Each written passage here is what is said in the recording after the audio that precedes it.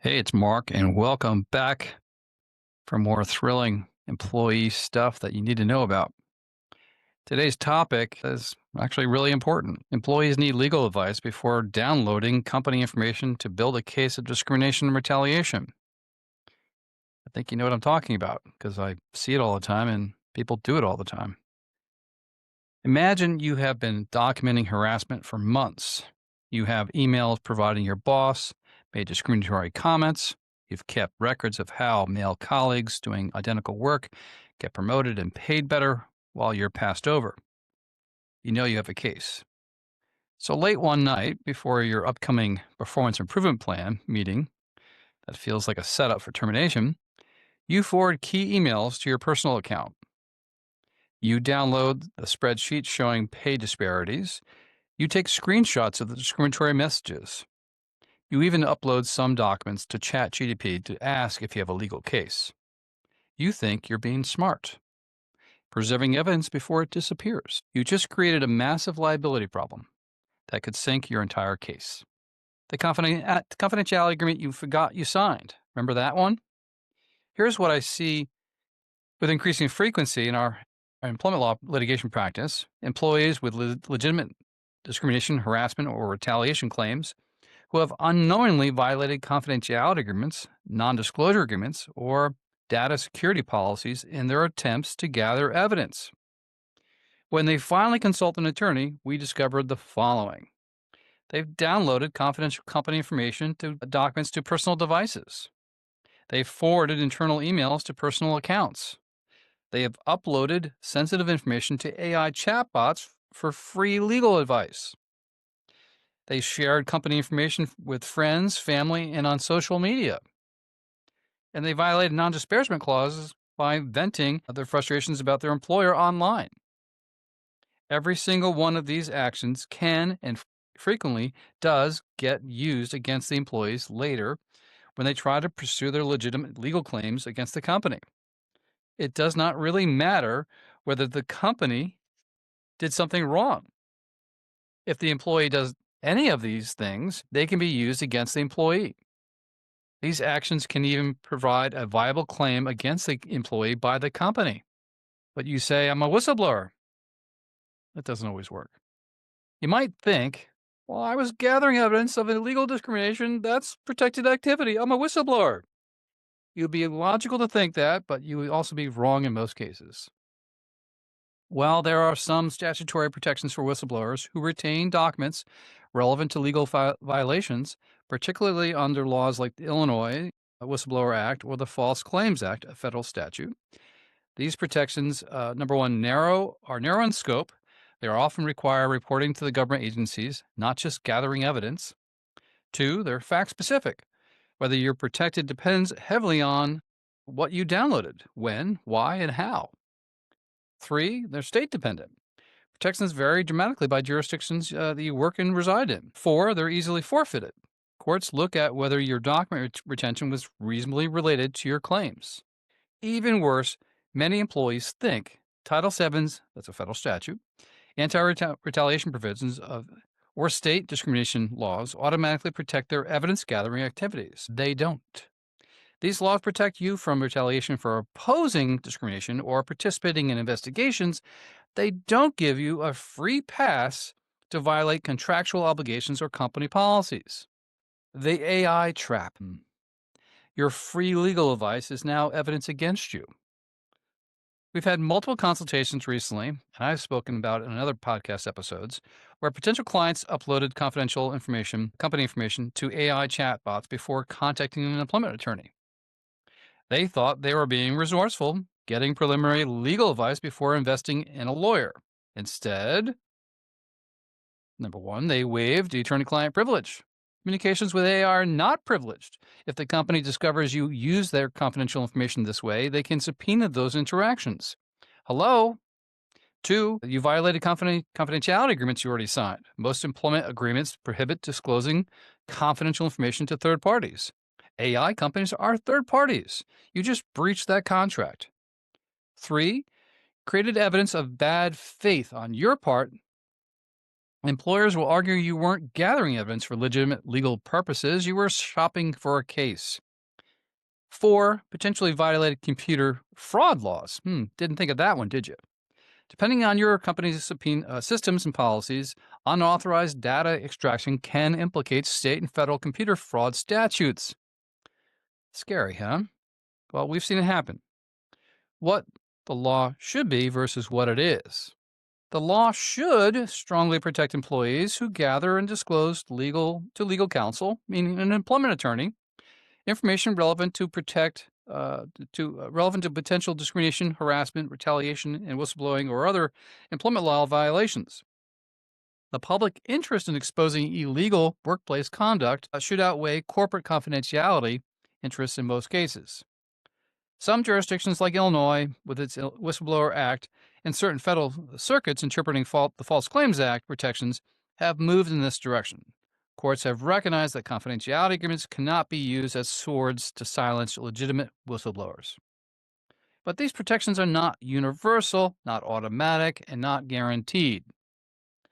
The reality is that most employers operate under a patchwork of state laws with varying protections, contractual restrictions that may or may not be enforceable, company policies with criminal penalties for violations, judges who may or may not be sympathetic to your evidence gathering techniques. You cannot assume you're protected just because you believe you're exposing wrongdoing. I've personally witnessed this many, many times over our very long career. The employer's retaliation playbook. Let me get your attention on this one. Here's what happens when you're violated confidentiality agreements while gathering discrimination evidence. Phase 1, discovery. Your employer's IT department flags unusual data access or email forwarding patterns. This happens more often than you think. Companies monitor these activities. They actually use AI to monitor you. 2, investigation. Rather than immediately addressing your discrimination complaints, the company launches an investigation into your policy violations. This investigation gets documented meticulously. 3, discipline or termination. You get fired not for complaining about discrimination, which would be illegal retaliation, but for violating confidentiality agreements, data security policies, or acceptable use policies. Now your employer has what's called an illegitimate, non-discriminatory, or non-retaliatory reason for termination. Your case just became severely impaired or even destroyed. I'd also note there's a doctrine that courts use. It's called the after acquired evidence doctrine, which basically is that if they discover that you did something that they would have prosecuted you for or through the civil case, that you can't win your damages in your case. So you can win your war, but you get no damages. That's actually happened. There was a famous case against Boehringer Ingelheim. An attorney internally did that years ago, and he proved his case of age discrimination, but he lost. In that case, I think he was unable to demonstrate his damages, and there was some after acquired evidence issues as well. Phase 4, litigation defense. When you sue for discrimination, the company argues you've been terminated over legitimate policy violations, not retaliation. You cannot be trusted because you violated confidentiality agreements. Your evidence was improperly obtained and you should be excluded by a court. You should face counterclaims for breach of contract or theft of trade secrets. Very serious accusations. Even if you ultimately win on your discrimination claims, you've made your case exponentially harder and more expensive to prove. You've got the point by this point? There's a way to do it. I'll add even further layer. The fruit of the poisonous tree problem. In criminal law, there's a doctrine called the fruit of the poisonous tree. Evidence that's obtained illegally cannot be used in court. Forget what you see on TV, by the way. While employment law doesn't work exactly the same way, courts can and do exclude or limit evidence obtained through improper means. More importantly, your credibility becomes the central issue rather than your employer's discrimination. Instead of talking about the harassment and discrimination in settlement negotiations or trial, you're defending your document retention practices, and you've shifted the narrative from their wrongdoing to yours. What should you do instead? If you're experiencing discrimination, harassment, or retaliation at work, here's the proper sequence of actions to follow. Before you download, forward, or save anything, 1. Consult an employment attorney immediately. If you are having any issues at work whatsoever, you need a consultation with a skilled employment lawyer. We can review your specific confidentiality agreement and advise you on what evidence gathering is legally protected. Don't make any assumptions. Get advice on documentation methods. There are often legal ways to preserve evidence without violating agreements with your company, like keeping contemporaneous personal notes. That's free. You could do that all the time. Make a journal. Using company provided communication tools properly, like email, setting your employer up by using proper email, timestamps, you remember those? Or making official complaints that trigger preservation obligations. Understand your specific restrictions. Your confidentiality agreement, IP assignment, and data security policies are contracts that matter. An employment attorney can tell you exactly what you can and cannot do. Never do the things that without legal advice first. Never forward company emails to your personal accounts. People do it all the time, thinking they're pretty smart. Never download files to a USB drive or personal devices. I just saw that in a TV episode last night. Upload company documents to AI chatbots. I mean, let's not be stupid, folks. I mean, that's just idiotic. Take photos of confidential documents with your phone. People do it all the time. I get a lot of screenshots off phones that I have to then PDF and save. Never share company information on social media with non-attorneys.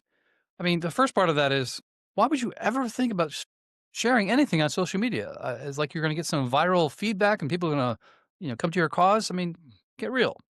It's not going to happen. Never copy proprietary information, trade secrets, or customer data. It happens a lot, especially in non-compete cases. People stupidly just download the entire list of customers. It's just asinine, but they do it. What you can technically do is the following, but verify this with counsel first. Keep personal contemporaneous notes of incidences. A journal. You can refer to an email you got. You can quote what's in the email. You can do anything you want in your journal. Be as specific as possible. Save your own performance reviews if it was provided to you. Document publicly available information. Create a file. You're smart. You can create an investigation file on your computer, on your personal laptop, not the company laptop, because employee monitoring software is there. You can actually, see it, or they see what you're doing. Document publicly available information. I just said that. Retain your own communications if company policies permit. Printing something off your computer at home of an email, just stick it in a folder. You can do that. Report to a government agency, which may trigger your right to retain evidence, like the EEOC or OSHA. Request a copy of your own personal records. Some states provide this, some Connecticut does, New York doesn't. The AI legal advice problem deserves special attention. And I've already just lambasted on this issue, but let's go back to it. I cannot stress AI chatbots are not lawyers. They're not confidential, and they cannot give you legal advice ever. I know they're out there and you can use them, and it's just so easy. And we get these emails from potential clients sending us all their information. They did their research, and I don't care. It's not real legal advice. I guess at this juncture of the AI development stage, it's there to educate you about what's possible, but then you have to do your actual fact checking. When you upload company documents to AI tools, you've transmitted confidential information to a third party, as I said earlier. You've created a discoverable record of that transmission. Discoverable because when you get into a legal case, they can ask for discovery requests of exactly that issue, and you have to turn it over. You potentially violated multiple agreements and laws with your employer. You've received advice that may be completely wrong for your jurisdiction. You've waived any privilege that might have protected those communications whatsoever because AI is not an attorney. The money you saved, because you're trying to be smart, by not consulting with an employment attorney, will cost you exponentially more when your employer discovers that you did it. So don't do it. Here's a real-world hypothetical. Imagine the following. I consult with a potential client who had uploaded dozens of documents to an AI chatbot, asking it if she had a discrimination case. The AI chat box told her what she did, encouraged her then she should even add more documents asking what damages she could recover. Her employer discovered the uploads through a routine security audit. They terminated her for violating data security policies and confidentiality agreements. Now she faces a loss of her strong discrimination case. overshadowed by her policy violations. She's potentially experiencing counterclaims for breach of contract by her employer and possible computer fraud allegations by the employer. And she has no protections under whistleblower statute because uploading to AI doesn't count as reporting to authorities. Had she called an attorney first, she could have advised her on a proper evidence preservation, helped her make appropriate reports to government agencies that would trigger whistleblowing protections, and built her case without creating these liability landmines. But what if evidence disappears, they say? Hear that a lot. Most common concern I hear is that if you don't save evidence now, the company will delete it once if they know I'm building a case. I do hear that a lot. It's a legitimate concern. Here's the proper way to handle it. Consult with an employment attorney who can send a preservation letter. What the hell is a preservation letter, you're asking? It's a letter saying to the employer, we have a case against you, and you're hereby notified, don't delete anything.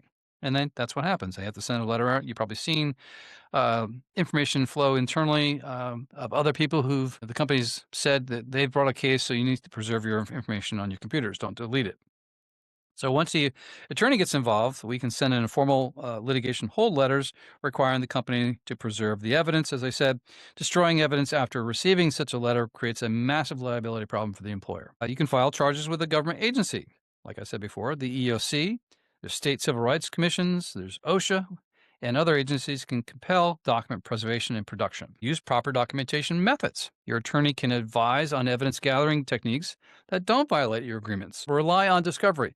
Even if the evidence is deleted, forensic recovery, which gets expensive, by the way, in discrimination cases, and spoliation sanctions exist for this exact reason while you're in court. You do not need to become a midnight document thief to protect your case. You need an employment lawyer who knows how to properly preserve evidence through legal channels.